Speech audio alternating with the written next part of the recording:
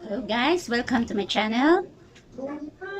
Ang topic po natin ngayon ay hindi po yung up next natin last time, yung sinasabi ko sa inyong sugod bahay para mamigay ng regalo. Hindi po matapos pa yung video dahil may nangyari po. Ito po yung kamay ko na balian. Kaya hindi pa po makalabas. Tsaka lagi po umuulan. So ngayon, tuturuan ko muna kayo kung paano rootings, maglagay ng kulay sa roots ng sarili lang. Walang ibang maglalagay sa inyo, kundi kayo lang. For example, emergency, gusto nyong lumabas ng bahay, pero kita na yung mga kaubanan ninyo, uban-uban diyan. So, tuturo ko sa inyo kung paano maglagay ng kulay sa sarili. Ang mga kailangan natin, brush ng pangkulay, color bowl, pair of gloves. Yan po ang ating mga kailangan.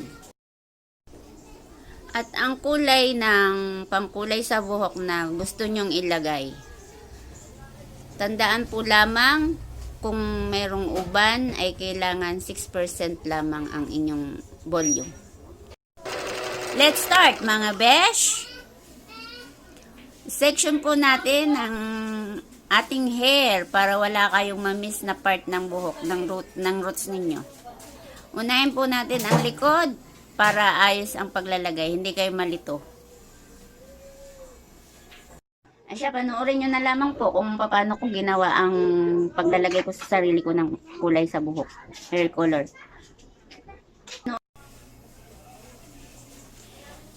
Ayan, ako po ay magsisimula na maglagay ng aking kulay sa buhok. Nilagyan ng clips. Para sa akin po, inuna ko muna ang unahan dahil kailangan kong darker ang aking roots at saka takpan ang aking uban. Ayan, makikita ninyo, masinsin kong inilalagay para wala akong ma-miss out na uban, para hindi siya mag-hi hello. Tandaan po lamang ang inyo pong kailangang bilhin na pang-rootings ay yung kailangan ay kakulay ng inyong baba ng buhok. Dahil kung mas light po ang ating inilagay ay magmumukha po tayong bumbilya na nag-iilaw sa gabi. Ayan, natapos na po ang aking paglalagay. O. Yan, kailangan po maghintay ng 45 minutes sa mga may uban, 45 minutes bago banlawan. Wash after 30 minutes po sa mga lighter shades. I never made it, but I know what it takes. I'm motivated by a mix of emotion.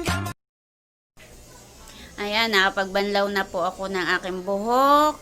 Akin na po siyang papatuyuin, blower. Kailangan nyo pong tandaan, ang blower ay downward. Yan, mag-i-start na po ako ng pagpapatuyo.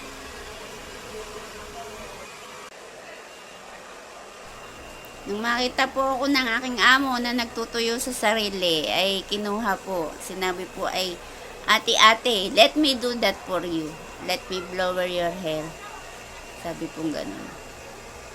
Yan po, panoodin nyo po kung paano siya mag-blower. Ang ganda. Ayan, ganyan po siya mag-blower. Aray, hihilahin ang buhok ko. Charot.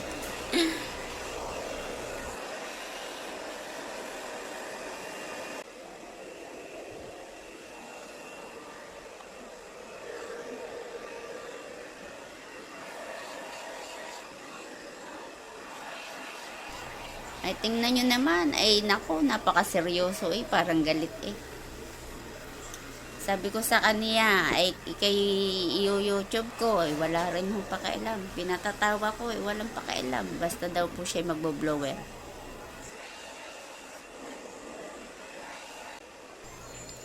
Kabilis mag-blower, 15 minutes, tapos.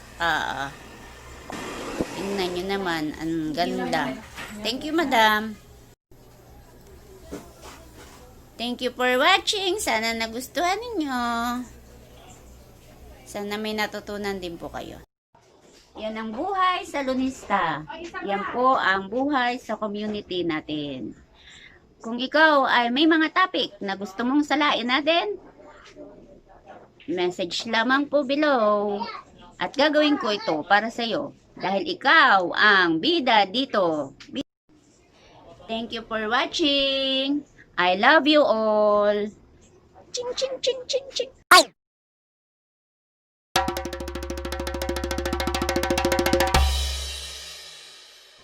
Ay, magpapa-shoutout ka ga. Ay, shoutout daw po sa Abu Dhabi, sa Italy, sa Korea, sa Singapore, sa Bahamas. Ayan po, andyan po ang pamilya ko na nagpapa-shoutout. Shoutout din po sa mga viewers na hindi pa ako napapanood, kahit saan pong sulok ng mundo. Hello po sa inyo, kayo po ay mag-iingat. Sana po kayo ay ingat palagi dahil may bago na namang virus na nauuso. Huwag na kayo makiuso ha, pakiusap. O sige na po, ingat po. At sa susunod po uling video, mga kabeshi.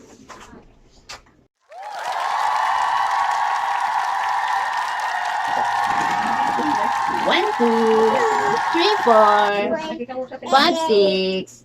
Pangit. Sila Mira. 1, 2, 3, 4. Sino pa? Si Wikwik. Tsaka, sino pa? Tupa. Isa. 2, 3, 5. 1, 2, 3, 4. 4 muna. 5. Saan ang 4 mo? 4, 4, 5. Bye.